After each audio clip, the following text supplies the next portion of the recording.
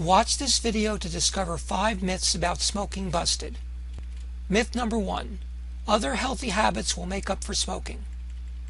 False.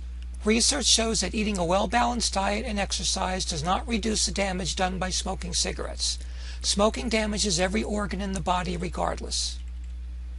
Myth number 2. Switching to light cigarettes will cut my risk. False. Smokers who smoke light cigarettes make up for it by smoking more and inhaling deeper to get the same satisfaction out of smoking. Myth number 3. If smoking a long time, the damage is already done. False. Your health will improve no matter how old you are when you quit, even if age 70. Myth number 4. Weight gain that comes from quitting is just as unhealthy as smoking. False. The average smoker who quits only gains about 14 pounds. This added weight gain doesn't even come close to the damage done by smoking. Myth number 5. I am the only one hurt by my smoking. False. Secondhand smoke is responsible for close to 50,000 deaths a year. Don't become another statistic.